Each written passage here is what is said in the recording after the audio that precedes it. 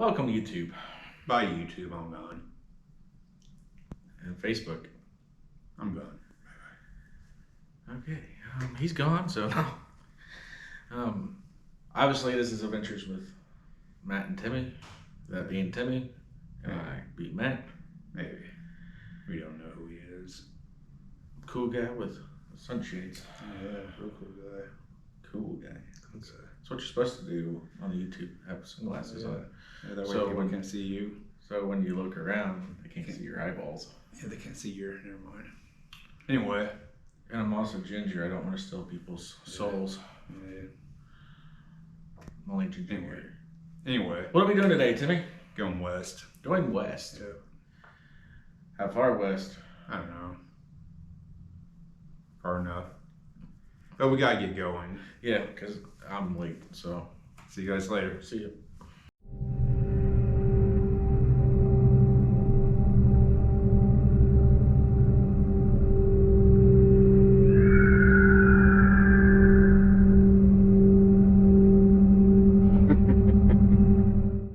Alright, Timmy, where are you taking me?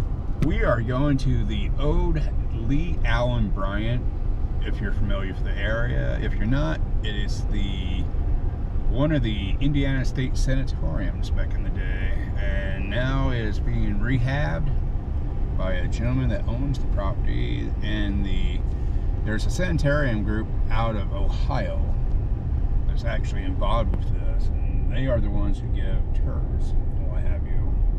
Interesting. And basically, they're helping this guy be able to rehab it while he's working on it. And we will be going through the tunnels and a couple of the other buildings because we're going on a guided flashlight tour. That's why you told me to bring a flashlight. Exactly. Flashlights are handy. It's a good thing I did. Yes, very good thing, probably. If not, you would have been in the dark. Ah.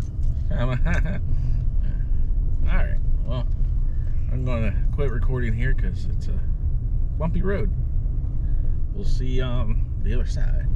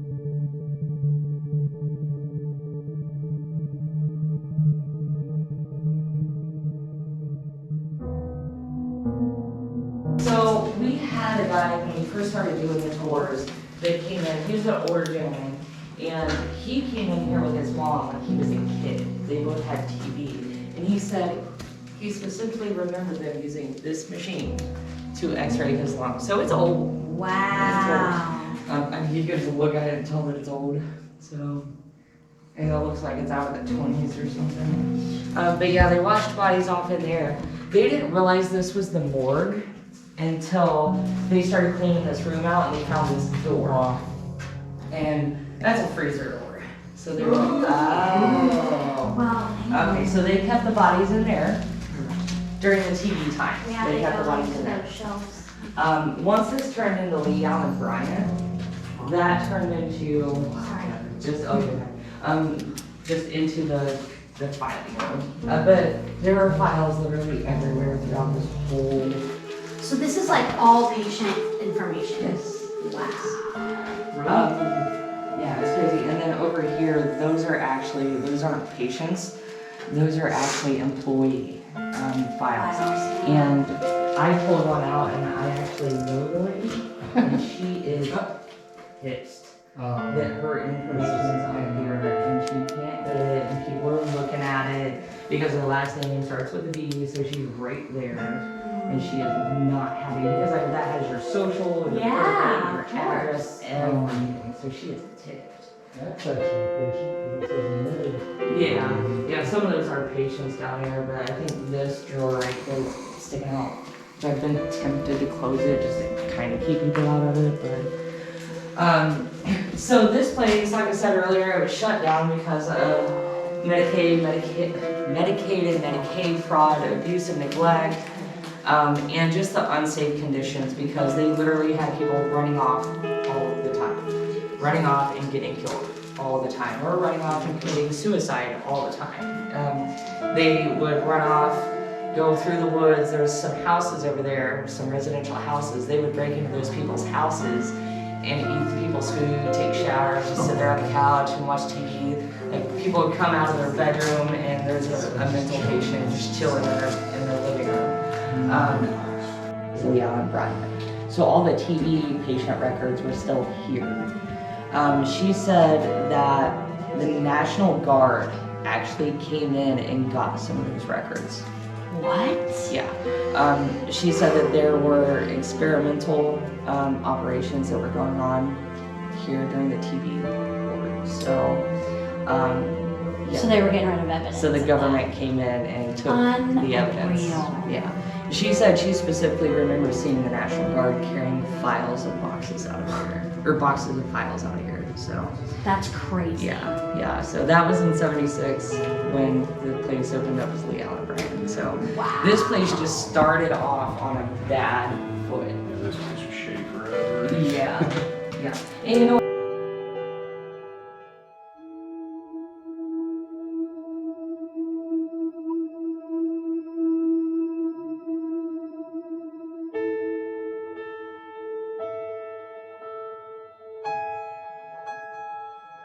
Yeah, board of directors, that kind of stuff. Back in the TV days, from what I understood, there wasn't operating room up here. And I'm gonna guess anything that's out operating. So it's the only room up here. I need my drugs, please. Well, that actually kind of. Sherry, that's how we train. So Sherry told me that they didn't get paid for the last 6 to 8 weeks that they worked here. They were not paid. She's like, and the time that she was here, she remembered the owner changing banks 3 times because no one ever cashed their checks because they owed debts. So they had to start going down to Terre Haute and yes, they did take checks from their own. They just left them. That's so sad. Yeah. That's so... Yeah. She's one of the law enforcement and I wish I could just sign for her because she worked here for years. And just seeing the stories of how someone can get over there. And the cops, they made them wait. They had to stand here with white sheets and wait for the cops to get here. They couldn't let these guys go in there. And she was like, the cops came and drew a chalk line around her records and crime scene. She's like, it was crazy. Which Sherry did. She verified for me last night, which we had 3 staff at this point verified. So a lot of their stuff was just left in here. I mean, their clothes are still folded in the dresser. So we've had, I was kind of telling you that my butt got poked and my finger, somebody's fingers went down my arm. The other girl, her butt got grabbed down by the nurse's station. We've had a lot of people, especially women, getting grabbed in this nursing home. So there's a Bible over here with the name Billy Bishop on it. And there's a picture of a person over there. I'm not gonna lie, all of us thought it was a guy. But Sherry said that it was a woman and her name was like Adrian or something like that.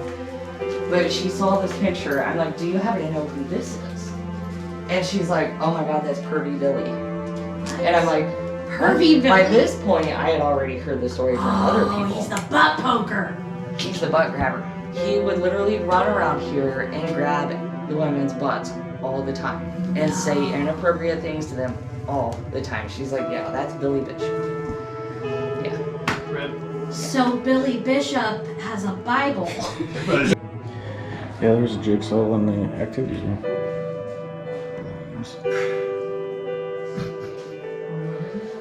What do you think about that, Timmy? I think that's pretty cool. I mean, seriously. All the rooms to walk into. If you see like red, like blood anywhere.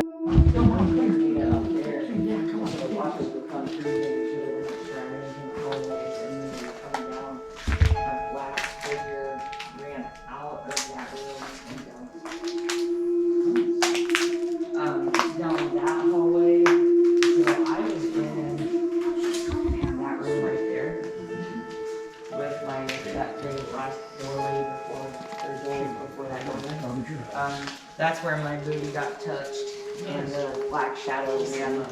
Sun, that was right. Billy Dunn The took all black the shadow drugs. ran from The that drugs are side. gone? Yeah, Billy Dunn took all of them. Hey, Aw.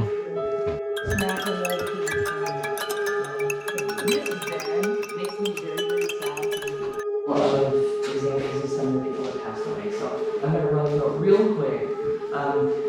So there was a guy, I don't remember, I'm gonna say it was like 2006.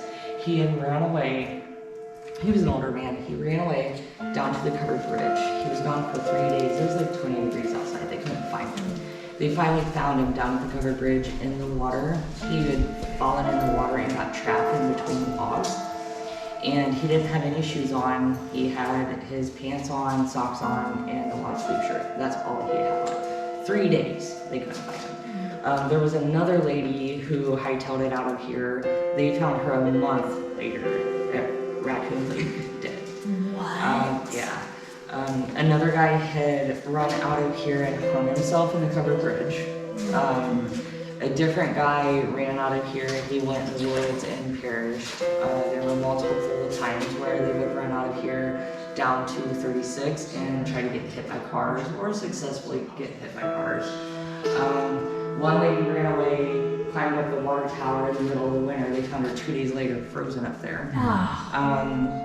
They were just all the time just running away, and one of the ladies that kind of ran the place, she went on record with the newspaper saying, when they run away, what are we supposed to do about it? Are you freaking kidding me? Yeah. So that is one of the things that got them in a lot of trouble in the state, saying, you know what, fuck this, you're done. This was the nurse's station, but it had like the doctor's office and the pharmacy in it. This is also where they would get their medications on the first floor. There's a picture of Janet Gilligan. Everybody's been trying to figure out who is Janet. Was she a resident? Was she a staff? Like, who was she? So Sherry told us, oh, Janet. Yeah, I've got stories about her. So she ended up telling me over 4 or 5 stories about her, and I didn't. But she came out here after she saw that picture and started to tell me about Janet Gordon, who was over in the nursing facility.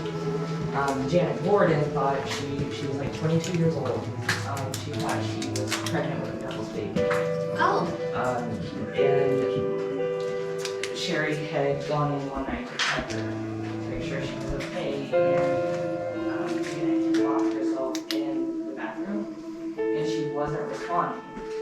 So Sherry busted down the door to get to her and found Janet laying there on the floor with blood everywhere because she had taken wire clothes hair. No. Yeah, and tried to get rid of the No. Yeah, she was 22. So, And died. she didn't say, but I would say it was probably a safe assumption considering she didn't know how long she'd been there. There was blood everywhere. Yeah. It's probably a good indication that. But it wasn't that Janet. It was, I think it was that Janet, where she was like, yeah, that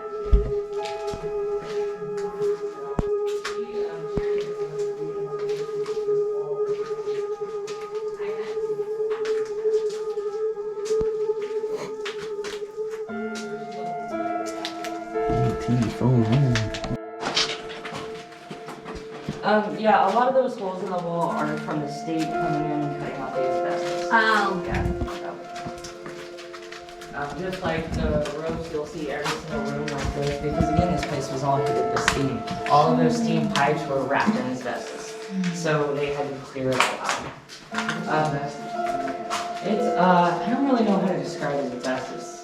It's like, That you're not very.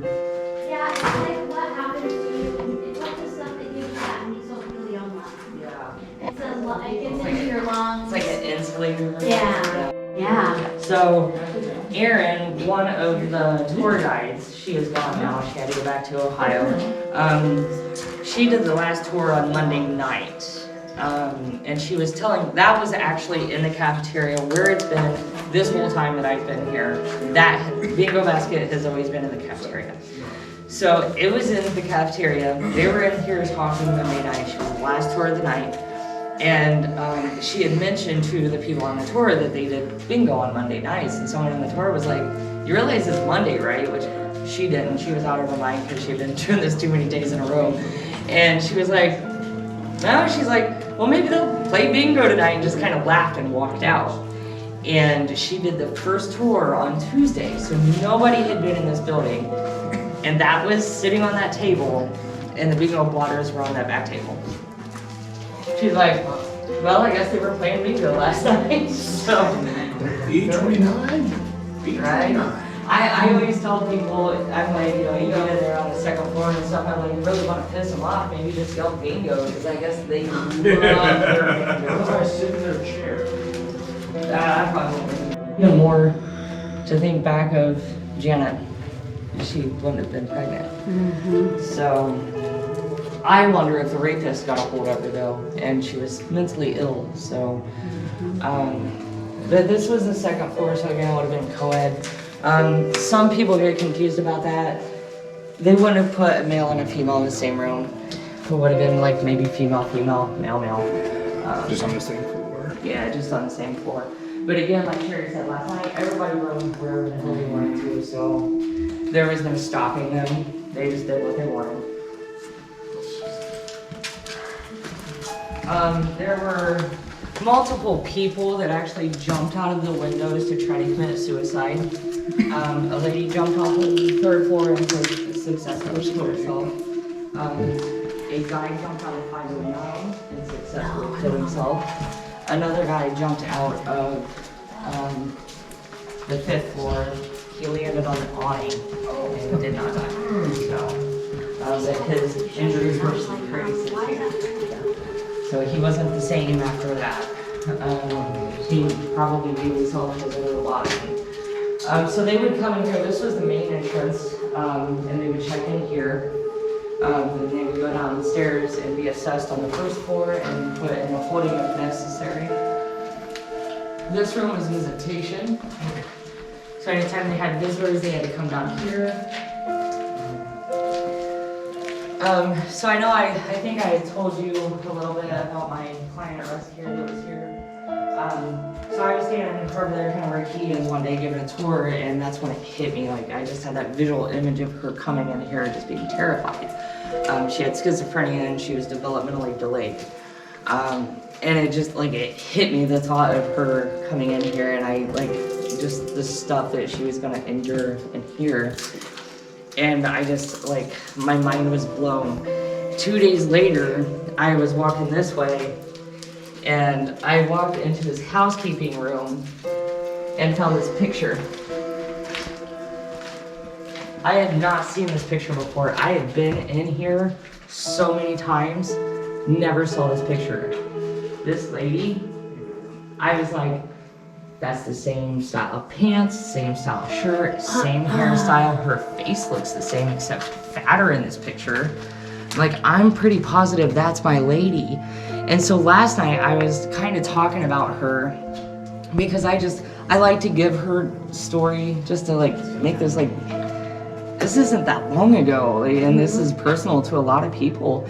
And when I was kind of talking about her when I worked with her in the group homes, it didn't matter if it was a plane, a bird, or a butterfly flying over her head. She would always look up and be like, those damn Russians are flying over again. And I said that, and Sherry was like, and I'm like, wait, that was I remember that lady. I know that, I'm one of those people. And so I was like, you know who I'm talking about, don't you? And she's like, actually, I know exactly who you're talking about. So there's no names on this. And I was almost 100% positive that this was my lady, but I wasn't positive because there's no names and she looked so different. And so I brought her in here and she was like, that's Shirley. I was like, I knew it! Like, that's her! Wow. And I'm like, so, like, tell me about her when she was here. They ended up, she was on this floor, but they ended up moving her downstairs closer to the nurse's station for safety. So at least they did try to do that. But by the time we got her in the group homes, I mean, she was a bag of bones. She did not look like this. She looked extremely neglected. She was in a wheelchair. She used to be able to walk. She was in a wheelchair. You couldn't even slightly move her legs because she was so bone on bone that even the slightest touch of her legs, she would scream out in pain. And she was on morphine. Every day we gave her morphine and she was still in that much pain. And this is where she came from. And so it just breaks my heart to think of what did she go through because she didn't understand. Sure. Like, she had no idea. That's so sad. She was probably just in here and terrified, or probably screaming at everybody about being fucking Russians. I don't know. She might have had fun with that, you fucking Russian. But yeah, she was a little spitfire, so she might have held her own. So the rest of these are just rooms. All of these floors are pretty much identical from the third floor up. So like this area, that's the main area, would be like your common room. There's like the nurse's station, and then like from here on is just rooms and janitor's closets and stuff like that. Let me go home. See you guys soon.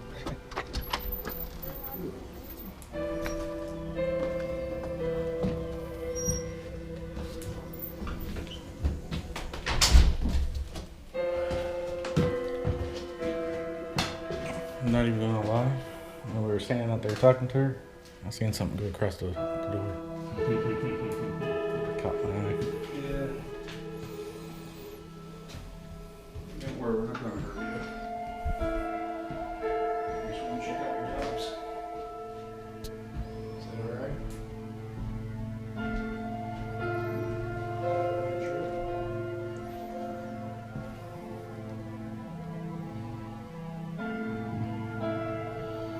County, what'd your lips look like?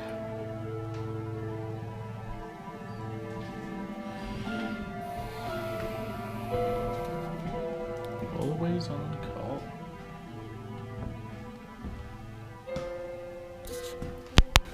Hey guys, What's going on, YouTube? Facebook. And all my friends on the internet. Yes, and outlet. And internet, yeah. Interweb. Interweb. Like What friends that we may have with us right now. You never know. Exactly. So this was a very interesting tour, actually. Yes. Learned a lot. And we had a very knowledgeable tour guide. Yeah, she did wonderful. So, I mean, she was able to tell us, little things that I wouldn't have known. Because Yeah. even though I grew up out in this area, I was a kid, basically, so.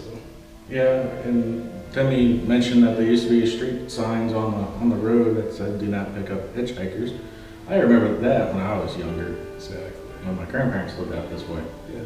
And I always remember seeing a water tower and a smoke stack. Yep, and didn't know what it was, probably. I had no idea what it was, but I always thought it was cool. Yeah, it's very cool. Hopefully you guys enjoyed it as much as we did. Yeah. We probably need to cut this short before we get barred by with a fellow tourist.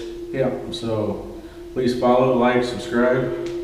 Click on that bell if you haven't yet. Yeah, and share, because sharing is caring, is caring.